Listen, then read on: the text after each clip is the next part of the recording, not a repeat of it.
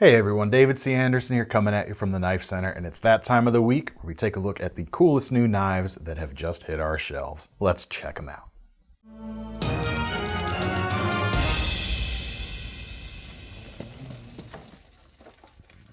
Alright, first thing I've got to show you this week is not a knife, but it is from one of our favorite knife companies, that being Tops Knives.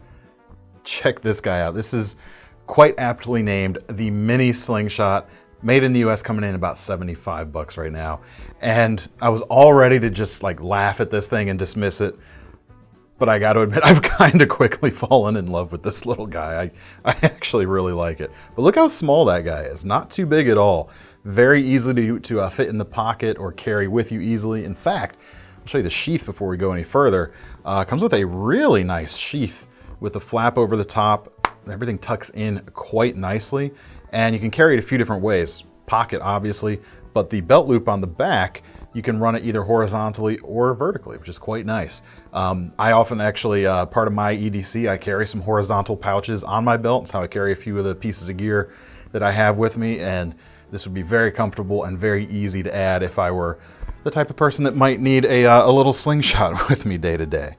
But it's got just a classic little kind of Tops Bushcraft knife look. You've got that powder coated steel. It's probably not 1095. It wouldn't make much sense to use a higher carbon steel because you're not putting an edge on this. And you got the natural micarta with white liners and the nice pouch here. On the elastic or rubber, I'm not sure what material they're using there, but it actually does have a full draw, which is quite impressive. I don't even know if Thomas can fit this whole thing in the frame, but it's got a full draw. No ammo's included with it, but that's just a lot of fun. That's a fun way to start the video today before we get into the knives. Which we'll do right now. So three new exclusives to show off this week. Two new CJRB RIAs. New Knife Center exclusive variations. Both of these, I was about to say both of these at the same price. They're close. We've got our orange and black topographic G10, which is a little bit different than the layered G10 that you can reveal some topography when you shape it. But just from the top down, this looks like a topographical map and looks really cool. Deep carry pocket clip on these versions rather than the milled pocket clip. But we still went with the RPM 9 powder steel, so D2-like edge retention or possibly better, but a lot easier to sharpen, and stainless as well. This version with the G10 comes in about $55, and then we've also got a Burgundy Micarta version. Looks really cool, especially I think, and a few bucks less, 52 or so bucks, about the same price as the standard green canvas Micarta version. Again, deep carry pocket clip, so it's going to carry nice and easy, nice and unobtrusive in the pocket. Not a lot of room taken up either. Smaller pockets are going to have no problems with this. And then the best thing about this knife still remains that action. It is manual. There's ball bearings in the pivot, but just the right flick. Well, it doesn't even take that much effort. Just any old flick just about sends it flying out quite nicely. Profile on these knives definitely has that classic, kind of a classic pocket knife vibe to them. But as you can see, all modern. One hand opening, powder steel, pass-through construction, deep carry pocket clips, perfect length, just under 3 inches to take just about anywhere. And we've got these in right now. Now, joining these knives, we've got a new ArtisanCutlery exclusive in our small non-locking Archaeo pattern, now with that Burgundy Micarta. We already had that orange and black G10 available, but this one also, like that model, comes in at just under 100 bucks. Now, if you don't know the story with this model so far, we've been sharing it a lot because we're just really proud to have this in our arsenal, and it's just a really cool knife. It is a flipper, but it's non-locking, but it also is locking. What I mean by that is this is a detent joint style of non-locker in that you've got a detent arm inside the handle that gives you the retention on the blade itself, which is a VG10 Damascus in this case, just under 3 inches as well.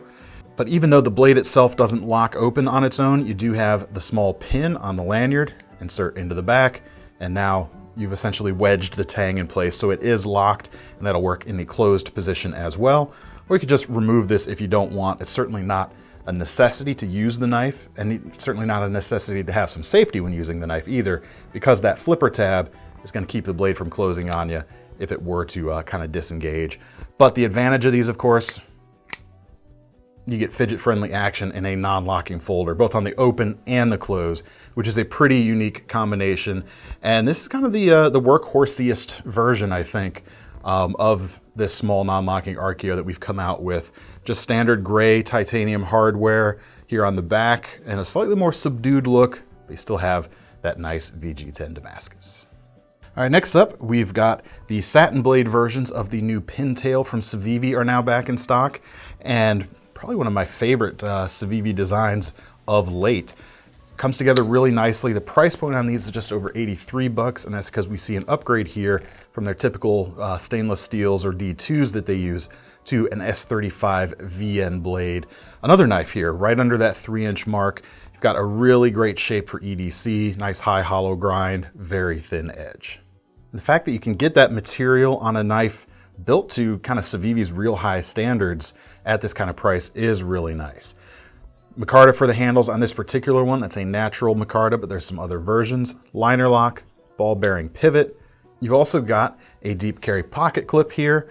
Not inset into the Micarta, but they do use flush screw heads to remove another snag point. And unlike something like, say, the CIVIVI Elementum, this is reversible for left-handers as well. In a way, I think this is kind of the next step up or evolution from the Elementum. It's everything that makes that knife really good with a little bit more style to my eye, and that better blade steel on top of it as well. You also got thumb studs on this knife if that's your thing, in addition to the standard flipper, and both of them work really well. Launch that blade out really nicely. Just another great little EDC shape that I think is definitely worthy of carrying the torch forward for CIVIVI. All right, next up, we've got a new Ontario. This is the Besra flipper, which we helped them debut this at their during our Blade Show Week coverage last year, and they're finally hitting the shelves in quantities that we can now bring them to you. These come in at just about 45 bucks, and they're put together really nicely. This is an imported knife. You've got Aus 8 steel here with this great kind of sheep's foot shape, great for some aggressive cuts. Micarta on the front, and unusually, titanium on the back. It's not a stainless steel frame lock, it's actually full titanium. And that includes also that hardened steel interface on the lock bar itself that also has that internal over travel arrestor. Slightly more premium features to be found on a knife of this price. Now you've still got ball bearings in the pivot on this knife, just like the Sakura that's kind of in the family with this knife. Handle's slightly different, but you can obviously see the resemblance. And you've got great flipping action as a result of those bearings. Deep carry pocket clip is on this knife as well. It's 2-position, but they're both on that titanium side only. And they don't use flush screw heads on this clip, but the clip is actually inset into the titanium, and you can see the pocket there on the front side as well. Pass-through construction, gonna be able to keep it clean quite easily. This is just gonna be a really nice, hard-working knife, especially at that price, because of that combination of materials and a really nice blade shape for kind of that heavier work. All right, next up, we're gonna go a bit more premium, and I've just gotta show you another version of the Viper Turn. This version, I didn't pull it out last week, but it caught my eye, so I had to grab it for this one. Ram horn scales on this particular knife, and they look just so cool. You don't often see ram's horn on production folding knives anymore these days. So it's a really cool material, something a little bit different, and there's kind of a luster to it as well. The light can kind of come in and out of that material, and of course each one's going to be a little bit different from the next one, so you've got that unique factor built in as well. This particular one comes in about $230, but you can spend closer to 200 bucks on some other versions of this knife if you don't want that natural handle material. And this also is one of the versions with the belt pouch rather than the pocket clip. And it's a nice little device here, a nice little unit, I should say. Can certainly use it for pocket carry as well, but like that Tops slingshot, the belt loop on the back will work in vertical and horizontal positionings. Not a huge belt loop in this case for horizontal, maybe about a 1 1/4 or 1 3/8 inch belt at the max is gonna fit through here. So just keep that in mind if you're interested in this particular knife. But moving back, everything else on the handle, you've got titanium with integrated bolsters. Nice backlock there. Really cool blade shape made out of M390 steel. Almost carries kind of in conjunction or complementary to that handle material. Has almost a custom fixed blade type of vibe to the overall design. We've also got dual thumb studs, and what's really interesting is for a lockback, you don't usually see this feature, but you do have ball bearings in the pivot. And they've tuned it up just right between that ball bearings and whatever other magic they've got going on underneath. You've got one of the smoothest opening lockbacks I think I've ever felt. It's truly premium feeling. The whole knife is. I mean, check that out. It's nice, fancy, kind of barbecue knife. You can take that out. It's gonna look really good in pretty much any situation, I think. All right, another Italian-made knife. We've got the new DPx Gear Heat F Leggaros. Leggaro, of course, meaning lightweight. And they followed a similar path to the Hest flippers from earlier, I was about to say earlier this year, but from last year in 2020, in that you can get this same knife in the standard versions and the Leggaro version. The Leggaro version essentially mills out more pockets on the inside of these titanium scales. Not a dramatic weight reduction, but it does save you about ½ an ounce. So if you are worried about the outright weight, but you still like this design, this one is gonna, give you a little bit more leeway in that regard. Now these come in about $285 right now, or at least this particular version does, with the black stonewash blade and kind of this bronzed titanium handle. Really cool milling. I've liked this pattern ever since they introduced it on the Hest. There's a little bit of a contour overall to the handle itself, and this diamond texturing. All the peaks are rounded off, so it's soft enough, but it gives you that extra traction and just a overall good feel in the hand. But the whole Heat line, essentially for a small compact knife, for something that is under 2.5 inches, you certainly get a lot of kind of overbuilt precision, kind of those two things together with this. You've got a lot of capability. The handle certainly gives you a full grip. My hands are slightly larger than average, but I can still get my whole hand on that handle. Feels very confident. Part of that's the length, but part of it's that width too. It just gives you a solid contact patch to wrap your fingers around. And the blade is nice and sturdy. It's not a thin slicey blade. They went for more strength on this particular blade stock choice, but they kept the blades, or the grind at least, as high as they could, so it can still slice fairly well. It's just not going to be, nearly efficient as something, well, let's say that Pintail, for example, from earlier. Blade steel is M390. I don't know if I mentioned that. And yeah, at about 2¼ on the length. You still have that nice cutout in the spine, which pulls double duty. You can use that as a bottle opener or as a pocket deployer. So as you draw the knife, you can catch the hem, kind of like Emerson's Wave. It's a little hard to do with the fingertip, but that'll rotate the blade open as you go. Pivot is actually IKBS bearing, so it rotates nice and easily. Dual thumb studs as well. And of course, nice strong lockup provided by the titanium lock bar. The pocket clip is deep carry. Not necessarily reversible in this case because you don't have the same kind of pathway or cutout on the show side. But you can see also you've got a carbide tipped glass breaker there, and that can be replaced with a flat topped piece that comes included if you don't want that kind of aggressive point sticking out the back. But I really like it. This might be my favorite version of the Heat yet. I mean, I remember going back, I used to have one of the original kind of initial runs of this knife. But this one, appropriately named, given its Italian construction and the Leggaro name, this one is the Etruscan bronze. I just think it looks fantastic, and it feels pretty good in the hand too. All right, next we're gonna go a little bit bigger. We've got some new manual versions of the Heretic Wraith. This particular one coming in about $450, and there's a lot of cool stuff going on with this knife. And I'll start with the blade, because that's cool, but it's not like the cool part of this knife, but we'll get to it. It's an L-Max with a black DLC coating, about 3 5/8 of an inch, drop point or tantos available. Not really much to say about the blades. They're solid, no nonsense, ready to work. Some really nice looking shapes, but the handles, integral carbon fiber. You can see there's no seam here running down the back. This is one piece going from the front to the back. And then they spiced it up, of course, with some nice flamed titanium on this particular model. You've got that nice bolster there on the front side. And then on the back, you've got the milled pocket clip, the pivot ring, as well as the big lock bar here as well, which you can see kind of attached to the inside here at the bottom. Looks really cool. I like the flame pattern on this one in particular. It's real precise feeling, and the flipping action is really nice too. Locks open really nicely. Despite the light weight that you get with this carbon fiber, it feels really solid. In fact, the whole weight for this, what looks like an overbuilt knife, is only about 5 ounces, which is not bad at all, especially for something that's gonna feel that solid in the hand. And honestly, I actually don't know much more what I should say about this knife other than it's just really nice. It's got a solid feel, feels precise. I just love it. I love the flame pattern here. It looks really cool. Like I said, I don't know what else to say. It's really cool. Check it out. This next knife is pretty impressive too. This is the new CultroTech. This is the Silverline Sirius. And it comes in at a pretty sky high $970 right now. But there is a lot going into this knife.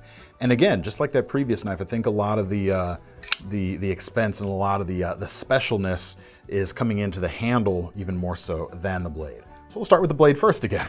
3 3/8 L-Max here again. Yeah, both of these guys are L-Max. It's kind of funny. Not a black coating in this case though. You kind of have a two-tone finish with a satin finish on the flats, and the grinds are very nearly mirror polished, but it's actually stonewash. It's a high finished stonewash, if you can say that. Because there is, you do pick up some reflections, but you see that kind of scratch pattern built in. Real nice sharp edge, very acute, and it's interesting the proportions of this knife. The blade to handle ratio feels really good, especially when you close it up, and that tip is coming out there, right there to the end. You're not in danger of it catching you at all, but they definitely maximize as much blade as they could fit into this particular handle. Flipping action is quite good. You've actually got ball bearings in this particular knife. A lot of CultroTechs come with washers. This one does not. You've got a pretty effortless flipping action going on here. Handles themselves are titanium, and we've got a burgundy or maroon micarta in this one as well. Sensing a bit of a theme here. You can get that for about $52 if you can't afford the $970. But the titanium is put together really nicely, and again, this feels quite light for its size. We're at less than 4 ounces on this, 3.74. And that's because despite the width of these handles, they're really heavily machined out on the inside. There's a lot of pockets that have been removed to take care of some of that weight issue, but that still leaves you with a nice thick handle to grab onto. So it's definitely got a secure feel when you grip it, despite there not being a ton of extra ounces to go along with that thicker handle. Got a milled pocket clip here as well. I really like the shape going on here. It's not just a simple straight bar with a little pinch point. They actually machined in that curve that you usually might see on a folded pocket clip. And you got that little CultroTech logo medallion there in the front, or embedded in there as well. As far as the lock, it's kind of actually hard to classify. It looks like it's an inset liner lock, but it's actually just an inset lock bar. It's not a full liner on either side. It's essentially, it's just a lock bar here that's anchored into the back side, kind of in a pocket going on there. But it functions just like an inset liner lock. It looks very precise, it feels very precise, and it's not a chore to disengage. Like it has a very smooth disengagement going on. It's not gonna fight back at all, which some things can from time to time. This one certainly does not. And then you're ready to go, flip it open again. Really, really nice piece right here. We're gonna keep the fancy train going with a couple of straight razors actually. And I don't show straight razors too often because there's not really often new straight razors to show. But I've got 2 new ones here from Boker right now. This first one is called the Mr. Feldman. It comes in about $214, and it is a gorgeous piece for sure. Handles here are curly birch, and they've been dyed with this kind of red color. And the Mr. Feldman logo is there on the blade itself. So named for a famous barber, Herr Feldman. It's kind of funny, Herr Feldman. I'm not familiar with Mr. Feldman, but apparently he's a pretty big deal. And this is kind of a signature razor for him, in fact. Feels really precise. Blade steel, it is their typical carbon steel that you would see on this type of knife. And I think they may be limited as well, because this one says 51 of 99 right here on the back. But the grinds on it feel really precise. The true German Bokers like this knife always do a really good job. You can see we have a real thick spine going on, coming down to just a whisper of an edge. This thing's definitely ready to give a very, very close shave, and might be one of my favorite looking straight razors that I've ever seen. I like natural materials. I know there's a lot of good looking acrylic stuff out there, tortoise shell, that sort of thing. I really like this wood.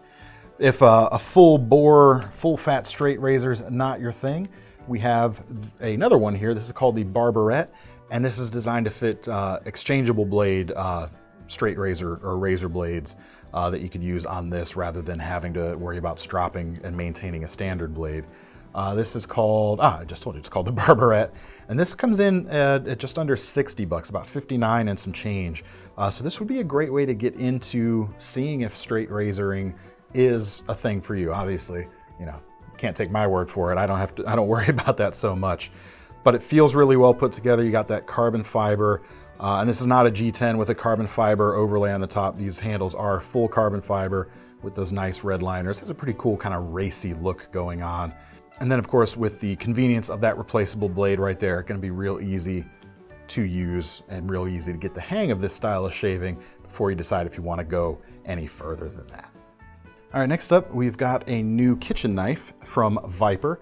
This is the Sakura paring knife, which is a collaboration between Jens Anso and Jesper Vaknees, those famous Danes out there. I've shown the Sakura line before. I think it's a great line, but this paring knife is a little bit smaller and a little bit slightly less sweeping than the steak knives they sell, but it has a similar vibe overall. The handles here are zircote, and you can see a really cool shape going on. You've got a high point there in the middle, and has a very Anso-y, Vaknees-y type of shape to it. I love what they come up with when they put their minds together, and you see some cool shapes like this. Blade itself is very nice, very thin, full flat grind. You've got some nice machining here right in front of the handles, gives it a little bit of a fancier look. And the steel here is Nitro B, not Nitro V like Victor, B as in Bravo. And it's a really good tableware steel. It's got a really fine grain structure. It's not a champ in terms of edge retention, but it's gonna be very easy to maintain, especially in something like this or those steak knives that might be coming into contact with ceramic, like your plates or that sort of thing. It's just a real solid choice for that type of environment. Still though, it feels nice and premium, priced at about 70 bucks right now. Definitely give this whole lineup a look if you want. If these look good to you, they're all worth a look. But this one right now is brand new, coming in, like I said, just about 70 bucks right now. All right, we'll keep the fixed blade train rolling with a new Condor. This is called the Bushcraft Bliss, and it comes in about 94 bucks right now. A little bit more expensive than you might be expecting from a Condor of this size and shape. It's about a 5-inch blade here, but that's because the materials and the sheath in particular have seen a bit of an upgrade. Now, instead of the standard Central American hardwood, we've actually got a red linen micarta handle and some good shape to it going on. Nice swell, good shape overall. It's not a huge handle. I still do have enough length with my hands, and it feels nice and comfortable, I gotta say. Now, unlike a lot of Condors as well, this is not a Joe Flowers design. This is actually a Tony Lennertz design. I'm actually not familiar with who that guy is. You guys can fill me in the comments. Now, I also alluded to the sheath being a little bit different. You've actually got a Kydex sheath here rather than a simpler and less expensive leather sheath. Now, the fit is nice and tight. You've got a nice flare here to push off of when you're ready to draw the knife. You do have a leather belt loop here on the back, but this of course could be removed if you like, and a standard large tech lock will fit these holes if you want to use that for your belt attachment instead. But back to the rest of the knife, I think despite the name Bushcraft Bliss, I think this knife has applications beyond just bushcraft in general. In fact, I probably wouldn't even say that this looks like a bushcraft knife in the first place. I'd say it more looks like maybe a small combat knife or a survival knife instead. Again, 5 inches, 1075 steel, nice and tough. Nice straight clip point profile as well, with kind of a saber flat grind, or saber height flat grind, we'll say. Feels nicely ground. Of course, you've got a nice tip there to work with. Plenty of length for doing some batoning if you need to. Smaller batoning, of course, because you do have a nice thick blade here. Looks to be about 3/16 of an inch, maybe even slightly thicker. We might be about 0.2 or so. Plenty of durability baked in right there.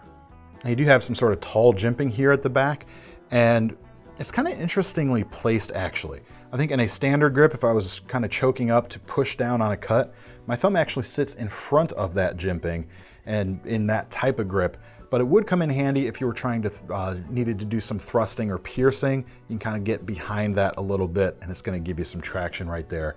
I don't know, if I were using this, I might mod it and kind of zip that off with my grinder and make it a little smoother, but it's there if you need it. We've also got some hollow tubes in the handle here, 3 in fact, so you could do that quote unquote survival knife thing and make a spear out of this knife, but again, I never really like to recommend that as a matter of course. But all those things together really make me think of this knife less as a bushcraft knife and more as a survival knife. But whatever you call it, I think it's going to be dependable, and I think it's got a pretty good design built into it as well. All right, next we've got a new knife from Sandrin. With a name like that, you might expect Italian-made construction, and you'd be right. This comes in about 200 bucks. It's a nice utility design overall. But the real interesting thing here is the blade itself. It's not a steel blade or a ceramic blade for that matter. It is actually a tungsten carbide blade. And they claim that the way they mix it together, you actually get a decent bit of toughness for carbide, I would assume, in this. So it makes it usable as a knife blade itself. Usually you don't see this material as a whole blade because it can get a little brittle. But we've heard some, not really heard many complaints with these, so that's quite impressive. Now that blade itself just has a very abrupt grind here at the tail end, or at the sharpened edge itself, which may seem a little wedge-like, but the blade itself is kept very, very thin. So that is going to mitigate that a little bit. It's kind of interesting, you would almost say it looks unfinished. It's got a kind of randomized scratch pattern going on, not so much a stone wash. These are definitely more intentional streaking or intentional, what's the word? Sanding lines, you know what I mean. But I think it looks really good. I don't think it looks cheap or kind of like a cop-out or anything like that. I actually kind of like it. The shape itself is going to be very usable, that nice sheep's foot style of blade. And in terms of edge retention, these things are supposed to be very, very good, especially when you consider the hardness of this comes in over 70, about 71 on the Rockwell scale, which is a whole 10 points higher than kind of the high end of average on most pocket knives out there. So it'd be interesting. I'd love to know if folks out there have used any of these. Make sure to let me know, because I actually haven't. So yeah, I am kind of curious. Handles are really cool. You've got milled red G10, not a lot of pockets going on in it. And the lock itself is here in the back spacer, essentially. You actually pull that back with your thumb to unlock it, and then close the blade into a nice little shape when it's closed up. What's nice about that kind of spine-mounted lock is it is ambidextrous, and they kept that train going with dual thumb studs, so you can open it real easily with either hand, and a reversible pocket clip, which is deep carry and has a really cool look, very out there compared to some things. Nests in very easily. You've got a kind of a sculpted tip going on here. Very cool. But like I said, I think it's still going to be usable. Apart from all the kind of the exotic things going on, you've got a good shape, enough handle length here on the handle by itself, plus you've got that choil there at the back. If you're at all worried about that lock disengaging, you have that extra bit of safety right there. Gonna be a real nice, slim work knife for you. All right, well, this is a perfect time to talk about this next guy. This is the Mummert Knives titanium credit card knife, coming in at about 75 bucks. And this also makes use of carbides for its actual cutting edge, because titanium, of course, isn't going to sharpen up and hold an edge very well. But you can see here, you've got two edges here on one side of the card itself. Turn it over, and you can see that carbide treatment. So it's the carbide itself that's holding the edge and doing the cutting on this, not the titanium itself. But if you're not afraid to put a kind of a sharp edge in your credit card sleeve in your wallet, I think this would be a really good option to take a look at. Nice and lightweight, of course. This comes in at 0.4 ounces, and you get those two sharpened edges for it. Made in America. You've got that logo right there to back that up. Just a really cool piece, and definitely worth checking out. All right, next up, we've got a new Olight limited edition Warrior Mini. Here it is. Comes in about 90 bucks right now. We've got a few in right now, some different colors available. actually a bunch of new Olights to check out, but this is the one I pulled for today. It comes in right now at about 90 bucks. The red color is really nice, accented by black. You've got their same, or their traditional 2-directional pocket clip. You can put it in 2 different directions, as that name would suggest. Max brightness on this is 1500 lumens, and there's two firing mechanisms here. You've got the side switch for accessing the majority of the modes, and then a tail switch for kind of your instant on tactical usage, so to speak. And that's one thing that I kind of, for a larger light, I tended to look for brands other than Olight because I usually preferred a tail switch, but a lot of Olights came with a magnetic tail cap here that would act as the charging port. And they've actually combined those 2 functions into the back here. You can still use their standard magnetic charger. In fact, it comes with one in the box, but you still have that tail switch there for activation that way. And you can still tail stand the light as well, so it is going to work. It's like the best of all the worlds. I'm really impressed by the way they've kind of pulled those things together. Now, as far as the power on this knife, I almost said knife. Thank you. As far as the power on this particular, not a knife, this is a flashlight, you people. It is a custom 18650 cell rechargeable off of that side, but like everything Olight does, it's built extremely precisely. I carry a smaller Olight baton with me every day, and I really appreciate the precision and the build quality you get with these lights, and you can just feel as soon as you pick this one up that it's still got the same things going on for it. Anyway, that's all I've got time to show you today. Let me know in the comments what your favorites were, and if you want to get your hands on any of these knives or lights, make sure to click the links in the description to take you over to the KnifeCenter. And while you're over there, make sure to sign up for our Knife Rewards program, because if you're gonna put your hard-earned money down on one of these knives or lights, you might as well earn some free money to spend on your next one. I'm David C. Anderson from the KnifeCenter signing off. See you next time.